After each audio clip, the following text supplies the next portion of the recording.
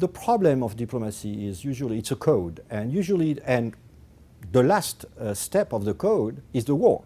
You know, in a sense, you started by say, I deplore, it's a first message, I regret, and so on, but at the end, people have to take it seriously, because at the end, you have a stick. It will be sanctions, or it will be retortions, and maybe war.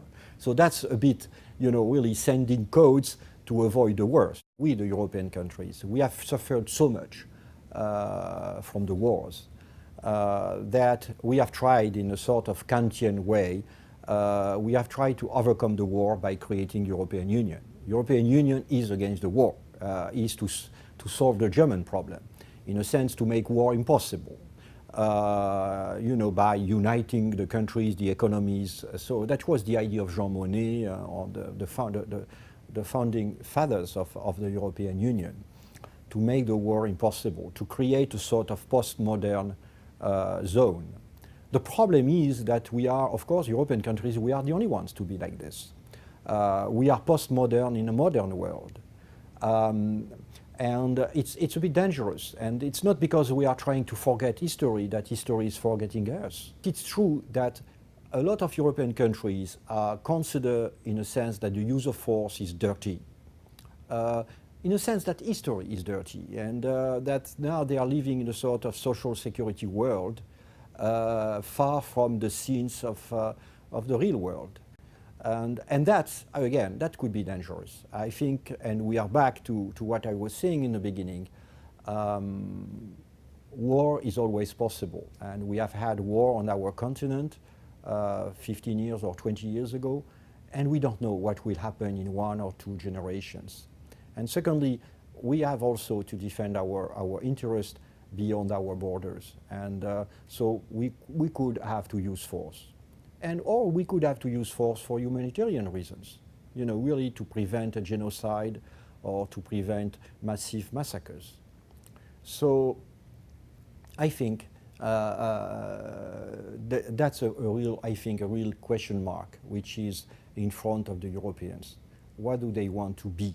A club of retired seniors, or a continent living in the world? And which means, you know, there is something we say in French, if you don't have hands, your hands are never dirty. And I think the Europeans have chosen so far, a lot of Europeans prefer not to have hands. Traditionally and historically, peace simply meant a situation where you didn't have war. And the main development between from a historical situation to present days is that in the days of Kant, and perhaps even by Kant himself, war was considered as the normal state of affairs, and peace was something that had to be achieved by artificial means up to a certain point. And nowadays, I think the principle on which the United Nations is based, that any kind of use of force is basically not permitted except under circumstances of legitimate self-defense. So basically war has been outlawed as a means of politics, and the normal state of affairs should be peace. Well, I mean, standing armies were not abolished. Of course, it would be a nice idea to come to terms with each other, so that standing armies become superfluous. And there are countries that don't have standing armies. There are a few countries. I mean, there is Costa Rica, for example, which doesn't have a standing army, and which has proved great. Costa Rica was the only country in Central American turmoils that was not affected by the turmoils in Central America, whereas all the other countries with standing armies have been going through an extremely violent history in the last half century, or even longer. So that can be used as a strong point that Kant was right in the suggestion to abolish standing armies. Now, this is definitely what we, from our DESA standpoint, would promote. You know, come to a world where standing armies become superfluous. I think one of the real lessons of the last decade is that we are all looking for a framework to manage affairs between the peoples of the world. Warfare has become so randomized, so mercenary, and there's no method yet to find a mechanism to control the irrationality of modern armed conflict. One of the risks today, I think, that's felt around the world in growing degree is the risk that states are losing control of the game. The real important influence makers in the world of the future might not be our governments, but might be international companies, other interests that could be game-changing in the way that they conduct their affairs, that may not be looking out for the masses. We can imagine a conglomerate interest of private capital in the future that will have as one of its faces a private army that might, say, seek to exploit water resources in a part of the world where they are scarce, that might put a private army in place to wage a civil war against a regime with which it is in disfavor in some other part of the world. We're at a tipping point in the capacity and volition of states to regulate the most powerful. There was a time in the West, particularly in Europe and in North America, where it was alleged that states were simply in bed, if you will, with corporate interests, that they were doing what was good for Wall Street or what was good for General Motors was good for the United States, and never should a government take a policy that would cut against the interest of those entities.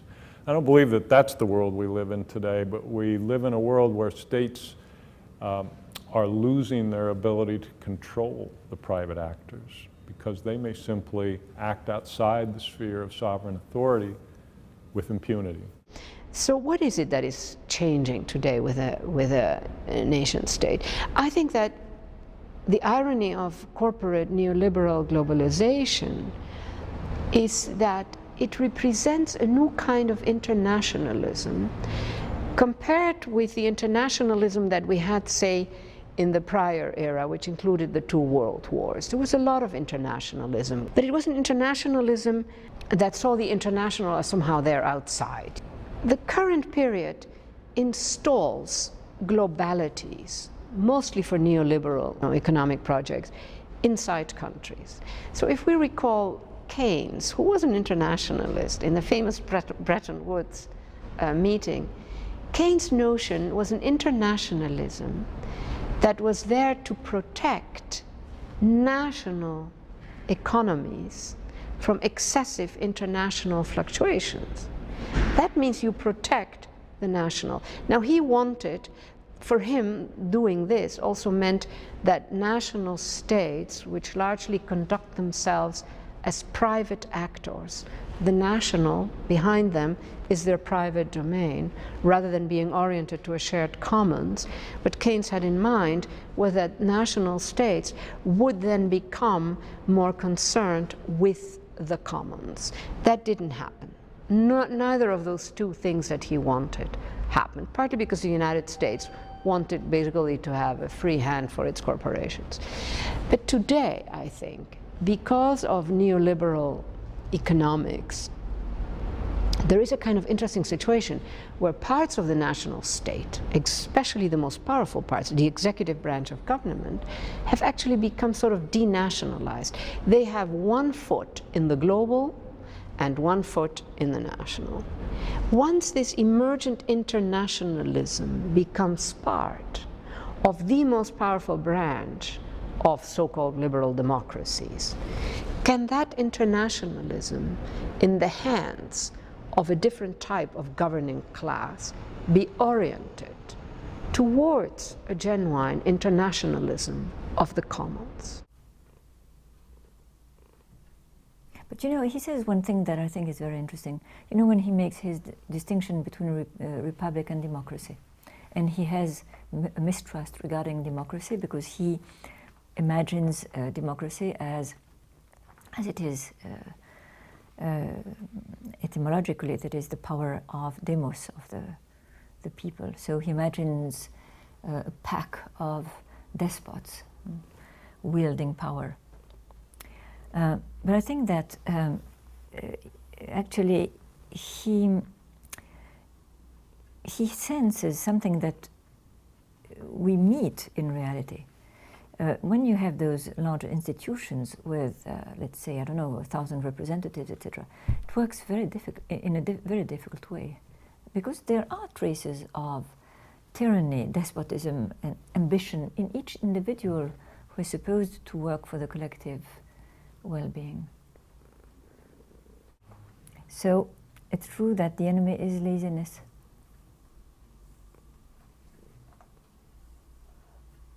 There's somewhere Kant points at the vice of laziness and cowardice, and you know, this has been picked up by Kafka in one of his aphorisms. He says that because of laziness and cowardice we've lost paradise, and because of cowardice and laziness we won't recover paradise.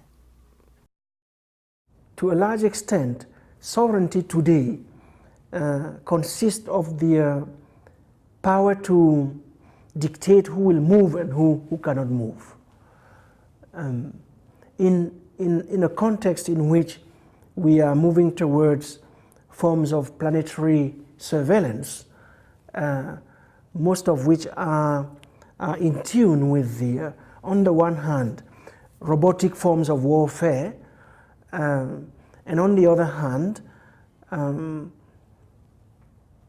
forms of control and surveillance which are more and more biologized and digitalized. I think one of the deepest insights of the tradition of reflection on cosmopolitanism that in many ways Kant is central to in the Enlightenment, in the European Enlightenment, is the recognition that thinking of yourself as bound together with the whole species, with all of us, thinking of yourself as in some sense a fellow citizen of all human beings, is completely consistent with thinking of yourself as also a citizen of a particular place. For some reason in the contemporary world, people have moved towards an idea that there's a natural opposition between cosmopolitanism and loyalty to more local things. But if you think about it, that can't be right. There's a historical reason why it can't be right. Nationalism was invented by cosmopolitans. Modern nationalism was invented by cosmopolitans. Herder was a cosmopolitan. He's at the root of German nationalism. Mazzini was a cosmopolitan. He's a central figure in Italian nationalism, and so on. So there's a kind of historical argument. But there's also a philosophical argument, which is just that it's a particular kind of universalism. And the particular kind of universalism that it is a kind of universalism that values the local. Right, because it's about bringing the world together without making everybody the same. We have to rehabilitate and reactivate the utopian potential written in the concept of the common, and redeploy it not only in attempts in the global effort at taking care of our planet, but also translate it into a set of rights which are inalienable and which apply to any human being, notwithstanding where they were born, what race they belong to, what country they happen to be living in or coming from. And the right to move should be part of those rights.